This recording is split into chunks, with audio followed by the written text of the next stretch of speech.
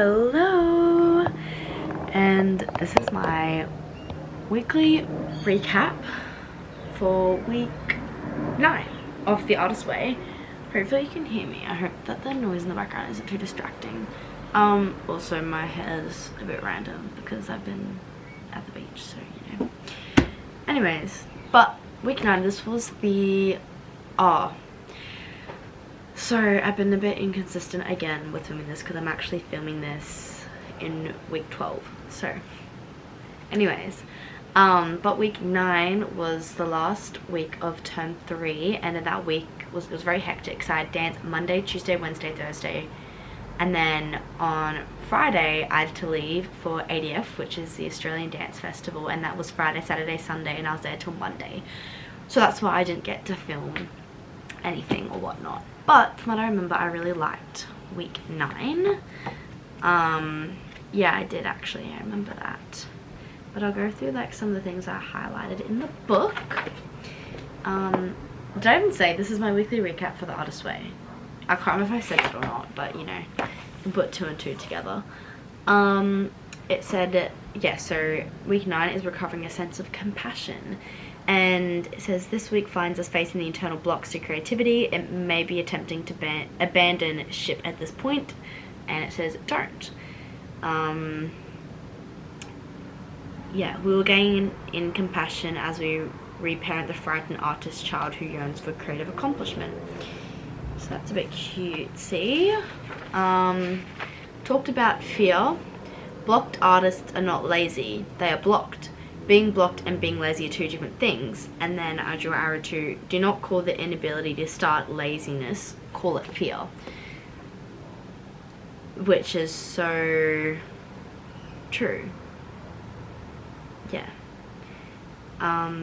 Fear is the true name for what ails the blocked artist. It may be fear of failure or fear of success, which I realized I actually have a fear of success in some things, and in some areas of my life I don't believe that I'm like deserving of that success, which is why I feel blocked, I guess, and I don't like, I hold myself back, if that makes sense.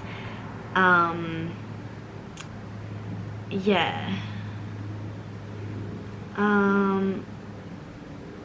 Unfortunately the view of an art I can't speak English sometimes. Unfortunately, the view of an artist's life as an adolescent rebellion often lingers, making any act of art entail the risk of separation and the loss of loved ones, because artists still yearn for their creative goals, and then they feel guilty. Oh, I like this. I said life is a paradox. The need to be a great artist makes it hard to be an artist. The need to produce a great work of art makes it hard to produce any art at all. Yeah, and then it was saying, like, going on from that, finding it hard to begin a project does not mean you will be unable to do it. It means you need help from your higher power, from supportive friends, and from yourself. And then going back to what I was saying before, do not call it procrastination, laziness, call it fear. There is only one cure for fear, and that cure is love. Use love for your artist to cure its fear. Stop yelling at yourself, be nice, and call fear by its right name. And then it was talking about enthusiasm, and there's a quote, it must take so much discipline to be an artist, we are often told by well-meaning people who are not artists but wish they were.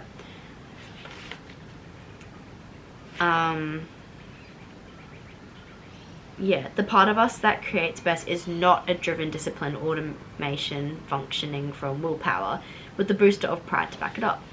This is operating out of self-will. You know the image. Rising at dawn with military precision, saluting the desk, the easel, the drawing board. And that kind of feels like my life right now with dance. Just because I wake up at the crack of dawn every morning. Like literally 4:30 a.m. every morning. Which is kind of insane. But I've been feeling very disciplined lately, which isn't necessarily a bad thing at all, but in the sense of like creativity, it's maybe not the best thing for me. Not that, yeah, I don't know. I haven't looked that deep into any of that yet, but that was kind of like my thought process. I was like, oh, I feel a bit called out here.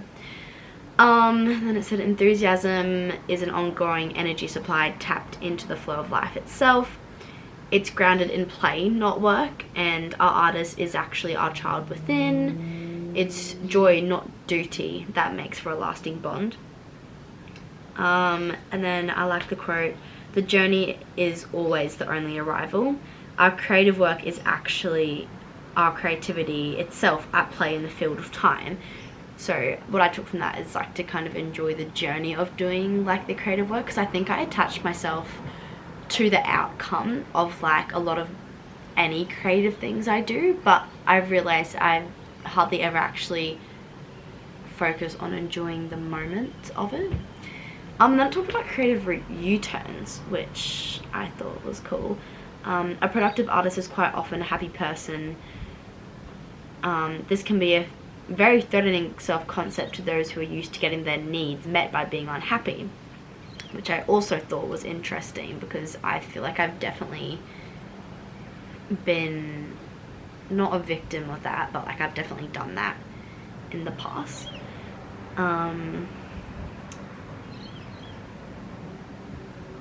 Yeah, and then it talks about like being addicted to sympathy in the place of creativity, like can become a threat. And then it was talking about like the glare of success, how that can send a recovering artist scurrying back into the cave of self-defeat. We're more comfortable being a victim of artist block than risking having to consistently be productive and healthy.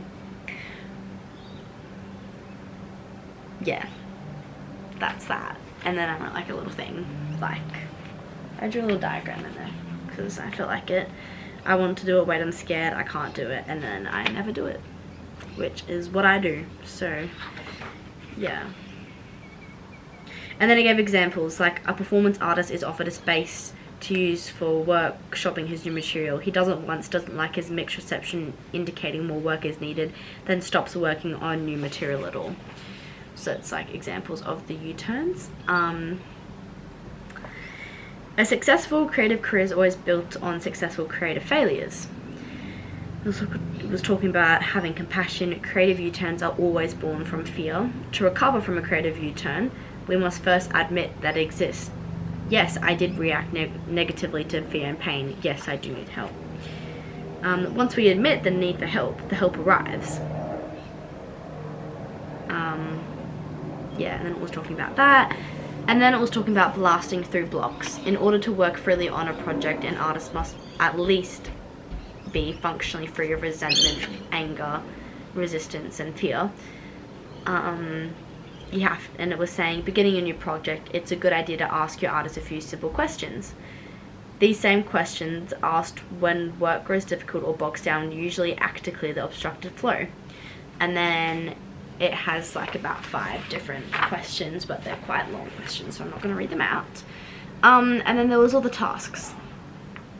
Yeah, I did all my morning pages that week.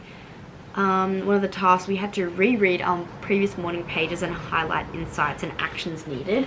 And actually, I'm just going to grab my other book, because I have my old book. Not the old one, but I outgrew this one because I used up all the pages, but I took it with me and I like highlighted a few things. Yeah, like the insights and actions needed, and I actually did find a few actions needed, like from my earlier first days, like in the artist way. Like I look back, and from like the day.get-go, I was talking about how I want to figure out like my brand, as in like how I like being fully myself, I guess. And then I was talking about like how I wanted to go see a museum or art exhibition or paint by myself on the beach, and I've still been wanting to do those things, but I haven't done anything about them. So that's like an example of some of the actions I need to do that I procrastinated for whatever reason. Anyways, and then we had to do visualizing for our goals, and then priorities. We had to list our creative goals for the year, for the month, and then for the week. And then we had to, it said creative U-turns. All of us have taken creative U-turns. Name one of yours, name 3 more, name one that just kills you. And yeah, and that was all that we had to do that week, and then it just had to choose one creative U-turn, retrieve it, and then mend it. And I can't remember if I did do a check-in or not for that week. There's a good chance I did, but there's a good chance I didn't as well. But I remember doing most of the tasks on the plane flying down, so maybe I didn't do it because maybe I was like, I don't know. Oh, and now I cannot tell what we come in. Oh yeah, Saturday week 9, Sunday week 9. No, I don't think I did do it. Did I? No, I didn't. But I'll have a look how many days I do my morning pages every day. Did I do an artist date that week? I'm not sure that I did. I think on the Monday I did go to the beach by myself, but that's kind of been what my artist dates have been recently, just going to the beach, but it's not actually, you know, an artist date, they say. Did I experience synchronicity in that week? Yes, I did. In ADF, I went and did a class, and it was a class that had, it wasn't a very big class, because I think it was on at the same time as like 2 very big people, or it was like near lunch, so like some people just took a longer lunch break. But I was doing a class and it was really small, and so I felt really seen, and it was in like, it was a Latin class, and I'm not the best at Latin. Like, Latin is actually probably one of the hardest styles I've ever had to learn, because like there's so many details in your feet, but then like all of this up here has to work with the feet, and it all comes from like within, as all your dancing should, but it all comes from like here, and then there's like the specific feet work, but also like isolations with your hips and your like chest, if that makes sense, and then there's arms on top of that, and then, you know, I could go on for days. But it's a new style, and I haven't done it for very long, but I do it at my studio, and there's not many like dance studios that do it. And then it was a small class as well, and in each class at ADF someone can be picked for like Dance Around the World, which is like a competition where everyone does like a solo, and then if you win you get money to dance around the world, but you have to do the solo in front of like everyone.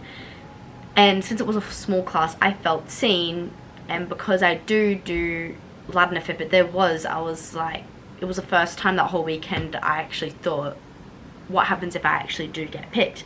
Not that I thought that I was like, oh, I'm definitely getting picked in this class. Like, I wasn't like that at all, but it was just like, what if? Because it never had really struck me as a what if before, because I don't know why. I don't really know why. Like, I wasn't thinking that I was the best in the room. That's like not what I'm saying. But because it was a small class, like, I just felt really seen. And if I can be seen, then there's a chance. You know what I mean? And I realized I have a fear of succeeding in dance. Which is crazy, because it's like literally like my whole life right now. Like, why am I scared of succeeding? Is that literally not what I'm doing everything for? And it is. Like, I am, you know, I don't know, but yeah, so that was kind of my synchronicity in a nutshell. That I was like, this is, and then after I was like, this is exactly what the week in the Artist Way was talking about. And that could have ended up being a creative U-turn, maybe. I don't know, that was, yeah. And then for any other issues in the week, I don't really know. Nothing specifically that I can think of, really. I think I just like excused myself that I had a busy week, so I didn't have enough time to get everything done, but I definitely could have. Actually, not even, because I did get everything done, so I don't really know. But yeah, sorry, this was a really long recap this week, but that's my week 9 recap. And yeah, that's pretty much it. Okay, bye!